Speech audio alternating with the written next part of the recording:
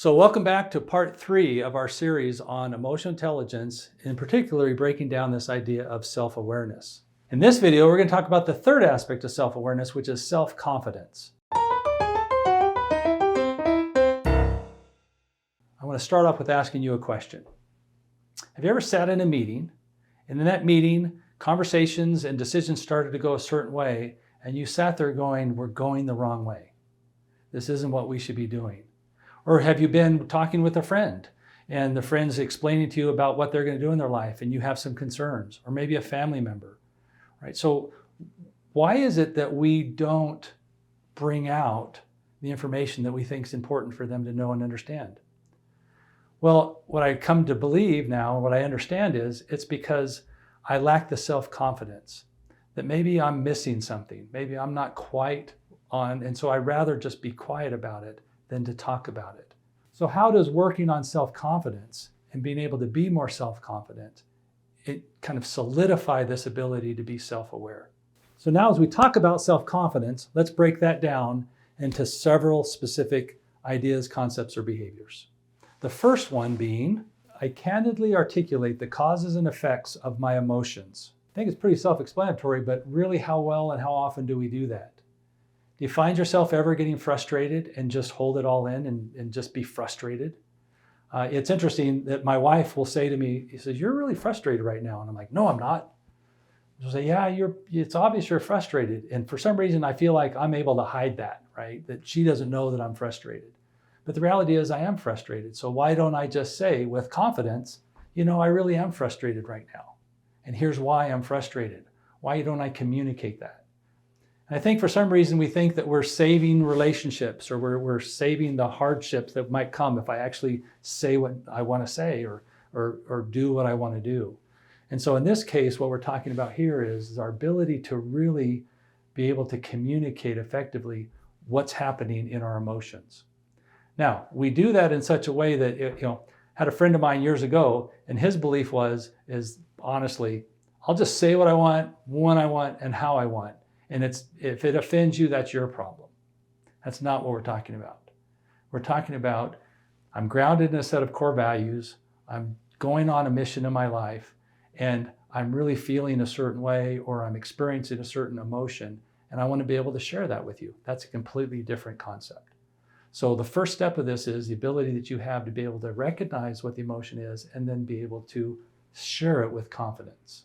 The second component of this is I express personal views irrespective of the environment. I mean, we live in a world today that, let's be honest, everybody's afraid to talk, right? Everybody's afraid to say anything because somebody might be offended, right? But what I've found is that if I'm going through my life and I sincerely am interested in human beings and in relationships, that what I say and how I say it comes across completely different than somebody that's not trying to be a good human being. I don't know if that makes sense, but to me, I can say something to one person that someone else says the same thing and they're offended by it. Because it goes back to what's my intent? What am I really trying to convey? And if what I'm really trying to convey is I really want to be a good human being, then how I say it's going to be a little bit different. So that's where my self-confidence comes, that I can be engaged in a world where the world is changing. And there's some things that I just don't agree with. But I can communicate my disagreement in a way that's not offensive, right? Why do I have to offend people to get my point across? When I can just, from an emotional intelligence perspective, say what needs to be said, have the self-confidence to say it, but also recognize you as a human being to ensure that what I'm saying isn't offensive, right? And that to me is the ability to understand emotional intelligence. The third thing that we want to talk about is I take personal risk to pursue personal or public virtues. So what are we talking about here, right? Well, I go back to, I have virtues and values that are important to me. And they're non-negotiables. Now I have hundreds of values that are important to me, but there are a few that are just non-negotiable. One value that's really important to me is a value of gratitude. So as I'm working with my children, as I'm working with people that I interact with on a regular basis, I'm probably pretty much the way I've been told anyway is I'll just give you the shirt off my back. And I don't even expect necessarily anything other than for you to be grateful. But if for some reason that gratitude isn't there, or I feel like, then we're going to have a conversation about it. And I want to be able to understand it. So it's a value or a virtue that is important to me, that if it isn't being met, then I want to understand why. Now, I'm not accusing you of not having gratitude. I just want to understand what's going on in your mind that would lead me to believe that you aren't grateful, if that makes sense. So part of what I'm trying to do as I live my life is to really take a stand when I need to take a stand, but make sure that that stand is built upon these virtues and values that are important to me. I'm not just taking a stand to take a stand. So as I explain to you my stand, I can have self-confidence that I'm doing the things that are important. I'm going in the right directions that are important to me because they're based on this foundation of my virtues and my values. The fourth and important aspect of this self-confidence is I make reasoned, sound decisions irrespective of countervailing doubts and stressors. Have you ever tried to make a decision and then all of a sudden the doubts all start to come in and the worries start to come in, or people start to question what it is you're doing or why you're doing? So your self-confidence starts to go down. Well, in this case, what we want is that if you've made a decision to go a certain way, to do a certain thing based off of input and those things that you've gathered, then maintain the self-confidence that you're on the right direction, irrespective of what's happening or the doubts and the fears that creep in. Follow through with that. That's a big part of becoming emotionally intelligent and really gaining this idea of self-confidence. And the more that you follow that and make those decisions and step forward with confidence, you'll find that the easier it is to make decisions, and they are actually able to make them faster and faster to get your results that you're wanting to get. And like the other two that we've talked about, probably the last, and it's definitely not the least important, is this ability that you have to project a positive attitude. That this self-confidence and this idea of having self-confidence comes from this ability to project a positive attitude, right? You believe what it is that you're talking about. It's grounded in those things that are deeply important to you.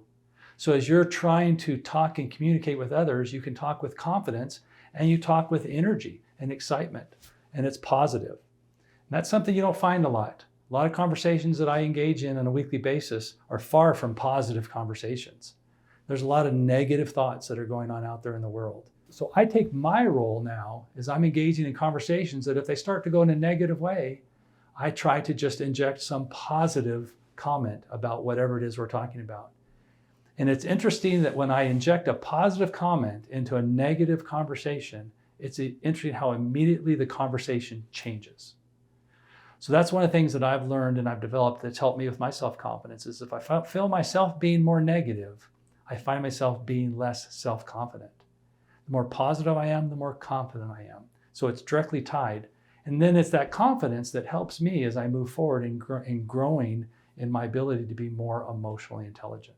So through this series, we've talked about self-awareness. We've talked about emotional self-awareness as part of that. We've talked about accurate self-assessment as part of that. And we've talked about self-confidence. We've talked about what makes up each of those. We've gone through lists of questions that you could ask yourself, that you can work on as you're going through that. So now I'd like to give you a challenge, 3 challenges. Challenge 1, as you begin this journey, dedicate 30 minutes a week.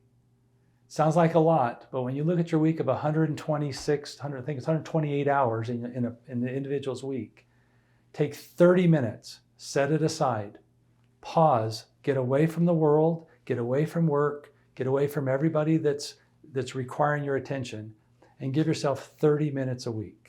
Challenge number 2 is now spend that time in evaluating your assessment, spend that time in evaluating these questions, and spend that time in really going through the process of self-awareness and make notes and identify behaviors and identify those things that could have the most impact if improved in your life and the relationships that you have. So take the time, step 1, 30 minutes a week. 2, spend that 30 minutes recognizing. Now I want to be clear, it's not that you have to complete something each week.